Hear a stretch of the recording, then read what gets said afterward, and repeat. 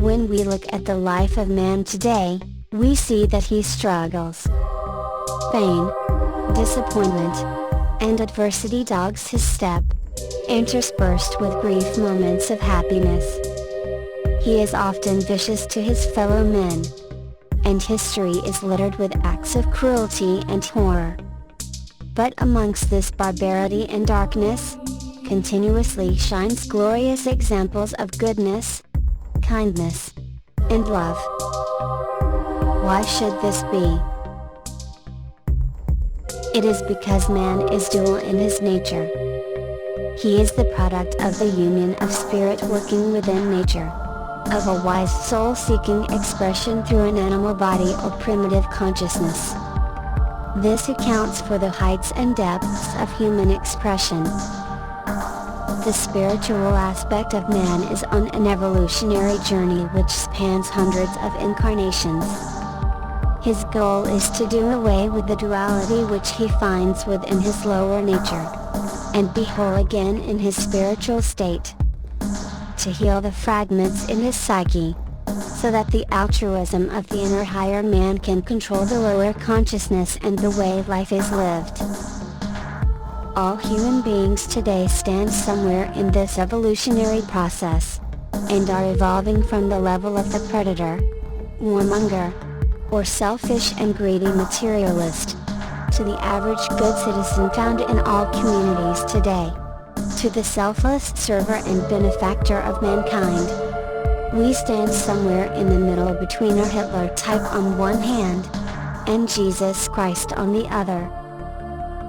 As long as this inner duality remains, each individual man or woman has the potential to be good or to be evil.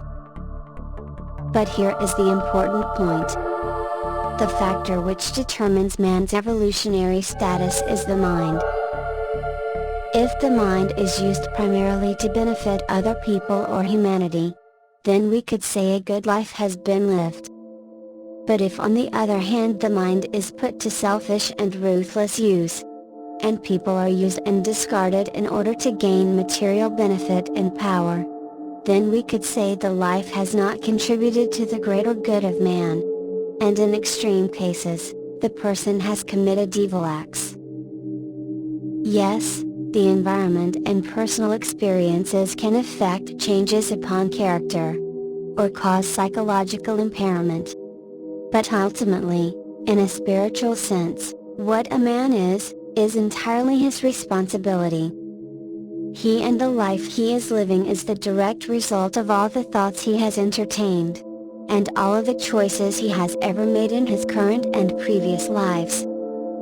To evolve consciousness, the yogas or methods of union were given to mankind. There is one major yoga method for each of the three major human races: Lemurian, Atlantean, Aryan. Each yoga emphasizes different modes of approach, but all lead to the divine. All of the other yogas can be found within these three. 1. Karma Yoga. Yoga of action, related to the physical plane. Its best known expressions are Hatha Yoga. In the Lemurian race, its use developed the physical body. The extreme form of this yoga, to gain conscious control of the various body organs which normally operate autonomously, is forbidden as a dangerous practice, and a retrogressive step. The normal Western Hatha Yoga class, which involves asanas to stretch the body, builds a healthy animal body, is beneficial. La Yoga. In the Atlantean race, it stabilized the etheric body and developed the astral nature. Intense meditation for the specific purpose of awakening certain centers is forbidden, which is also called Kundalini Yoga. This is because of the serious danger of prematurely raising the fires of the body before body tissue can handle the fiery stimulation. 2. Bhakti Yoga, Yoga of the Heart. This is the yoga of the devotee, of the mystic, related to the astral plane. All smaller loves are given up or denied until only divine love exists. It was the kingly science of the Atlantean root race. Jnana Yoga is the yoga of knowledge. This is a much faster and austere path than Bhakti. All ideas of men are examined then repudiated, until only Brahma is left. Kriya Yoga is recommended by Paramahansa Yogananda. He said it takes from all the yogas.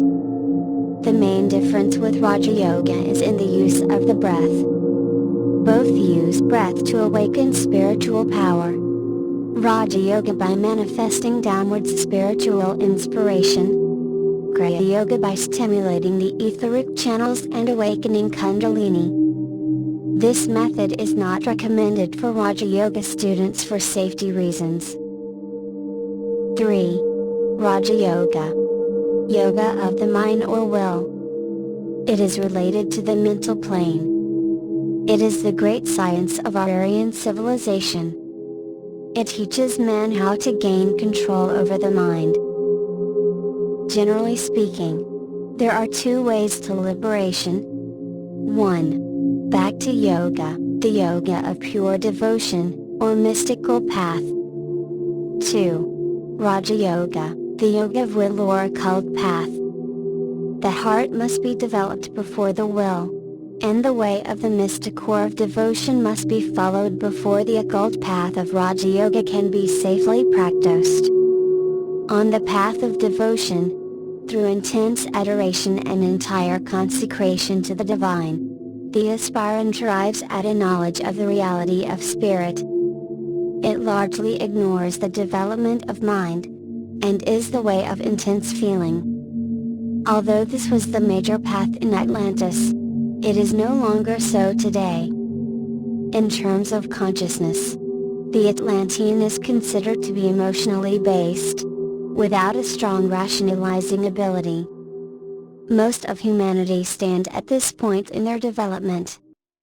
The goal today for the Westerner is to become Aryan in consciousness, that is, mentally focused. The devotee of the mystical path eventually has to tread the path of Raja Yoga, and combine intellectual knowledge, mental control and discipline before further advancement can be made. The mystic must eventually become the occultist. The head qualities and the heart qualities must be equally developed, for both are equally divine.